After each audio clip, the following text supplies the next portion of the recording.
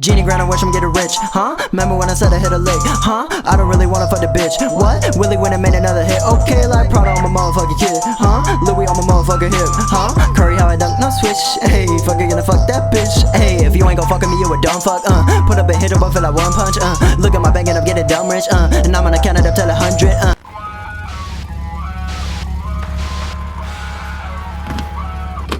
Hello world, I am What If Studia, and today we are doing What If Deku was, basically if he was a genius and a stud at the same time. I don't know how to really describe that on the title, but you'll get it when I come back.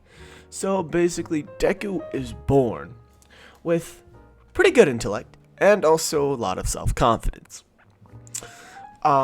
He actually gets a lot into scientific discoveries. He loves to rant about this in public. However, some girls, they look past that and are like, oh, no, he's a nice guy, And soon his genius level intellect gets noticed by many colleges, which then allow him to do his tests. And his tests become more and more sciencey. And the more he gets sciencey, the more that he rants to himself, the more weird he seems, and so he becomes sort of a social outcast. However, even though his socialness might take a huge hit, his science becomes even better. He continues to make himself stronger and stronger using different techniques, with metallurgy, crafting different arms, making basically like Tony Stark suits, one for the military when he was paid for it, and the next thing that he wanted to make was a human heart. He had been working on it for almost 5 years. He was about 20 by this point. And, however, it was like he had slowed down his rate of living so that his heart would beat slower. I don't know if that's scientific or not, but you know what? We're going to count him. That, like he's been alive for 20 years. However, his actual physical age is around 15, right? Or 14. So he looks like a kid, but he has the mental age of a 20-year-old. He has gone through so many inventions. However, trying to perfect an actual artificial human heart instead of slowing down somebody's aging process is much harder than you think. He can never get the human heart right. However, one time he has this mad rant in the middle of his offices, which had been all built in his name. After all, his advancements in sciences were out of this world, absolutely destroying the scientific minds that were once thought to be our world's smartest. He had created a circulation through the heart that would introduce electrons into the bloodstream, more so than a normal human could take, which worried people. However, he said that he would do it on himself. If it didn't work, well, he would be killing himself. As everybody was like, don't do this, like, it's failed so many times before, you're just gonna kill yourself. As he's like, nonsense, I can just have mine replaced back into my heart, right? The procedure is so simple that I could do it myself in my sleep. And so, like, I'm not just... Dude, we still just don't want to see you get hurt. Like, you're just gonna destroy yourself. However, Deku's mad ranting and other sort of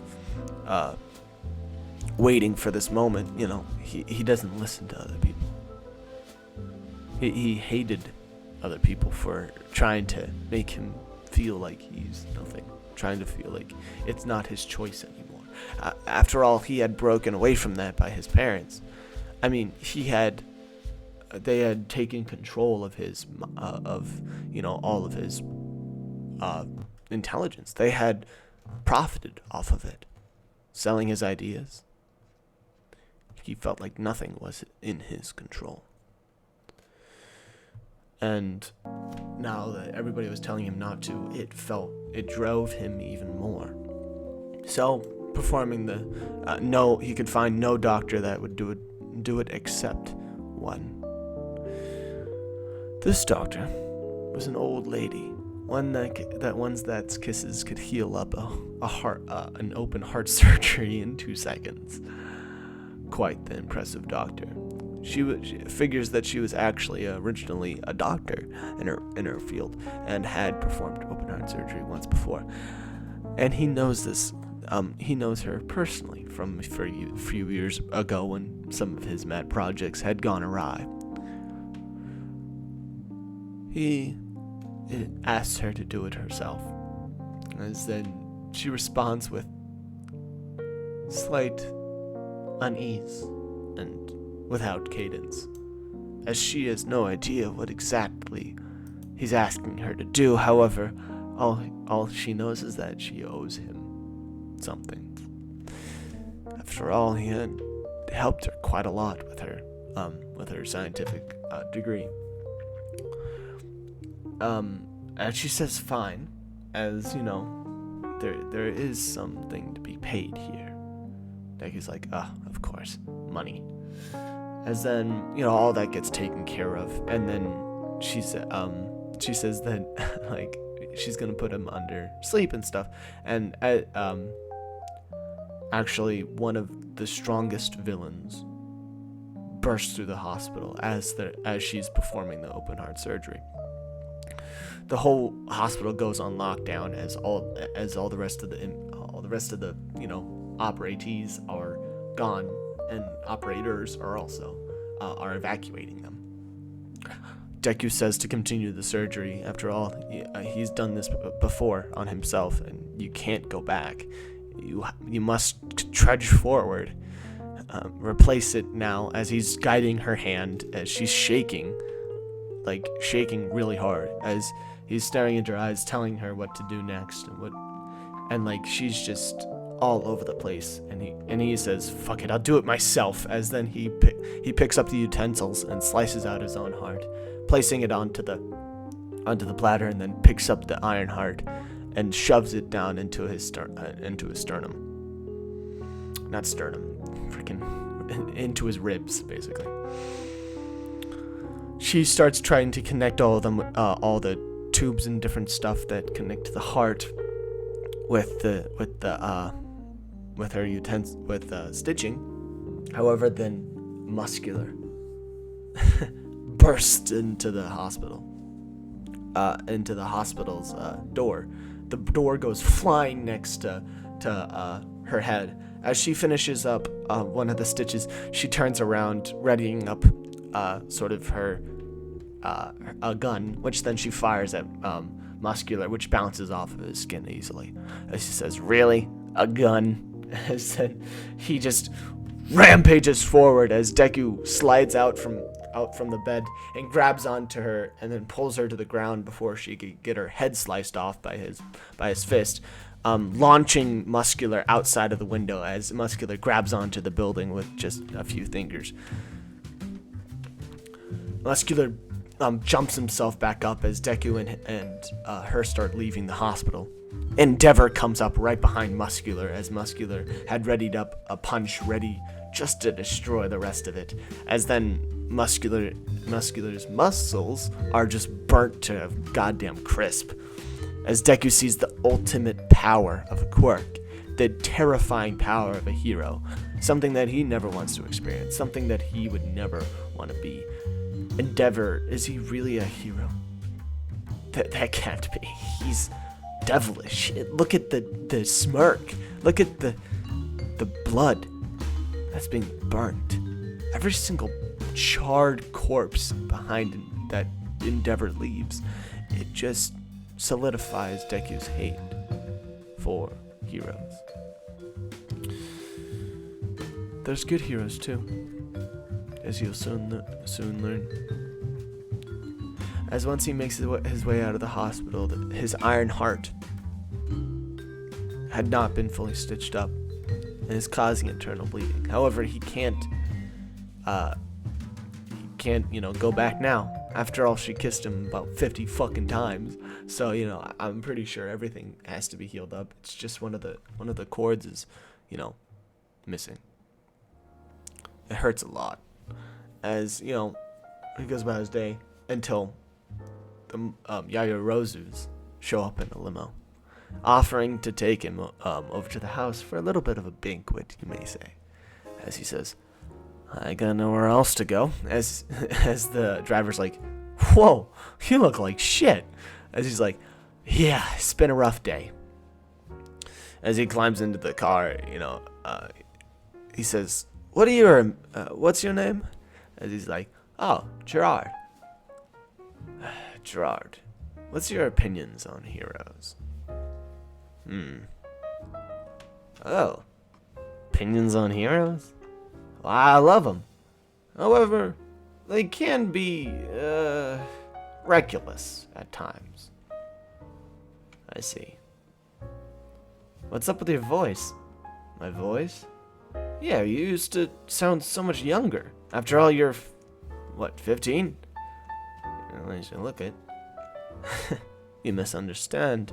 I'm actually, and then they get to the house as he's like, oh, we're here. As he's like, oh, okay. As he gets out, starts starting to style his hair. After all, this is the Yaoyorozus we're talking about. Desperate for money, however, he's wondering why they hosted this banquet. He understands why they invited him, however, as he is one of the richest people on this planet, selling most of his inventions to the war, as he had become sort of a Tony Stark, you may say, before the whole movie. As Deku makes his way, oh shit, he's just Tony Stark. Oh shit. I guess that's what this is gonna be.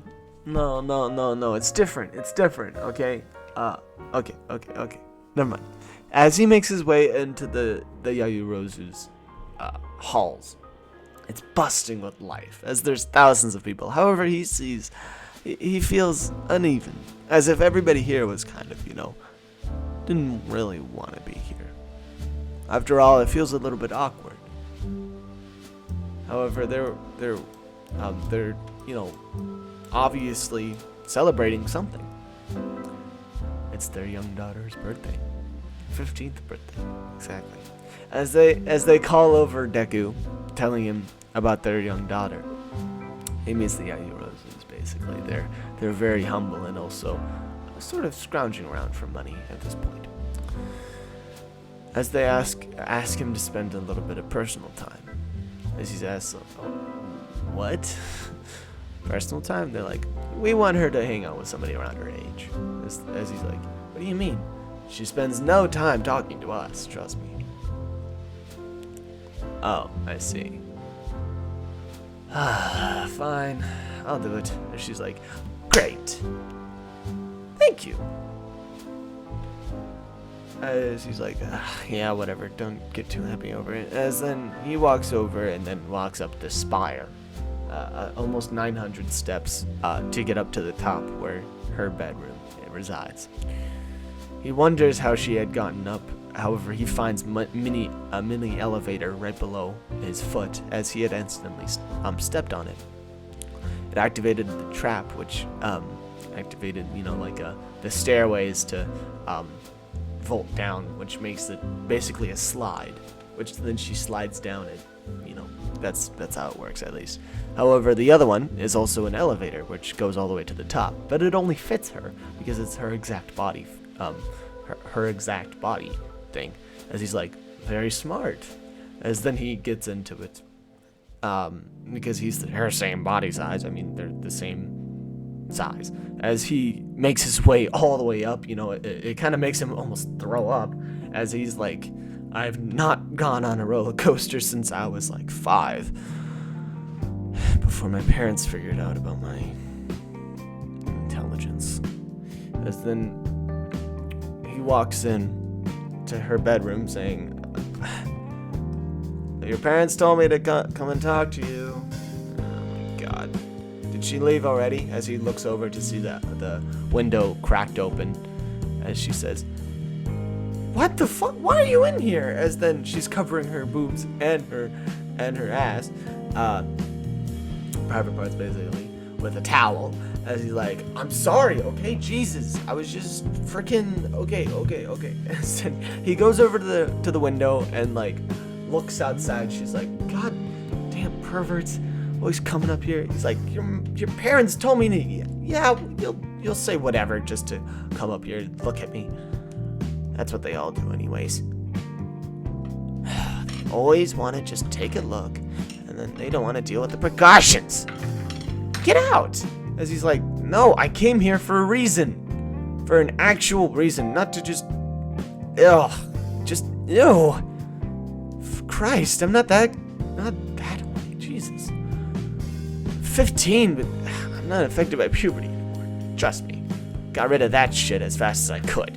And she's like, what the hell are you talking about? He's like, you wouldn't understand. Okay. Basically, I'm here, because your parents, they want us to get a Quirk marriage. And she's like, what? As you know, he can sense the sort of, the devilish vibes coming off of her, right? The absolute hate that she has for that sort of thing. And she says, okay, this is not gonna end well. Oh, shit. I have to go now. I'll see you guys in the next video.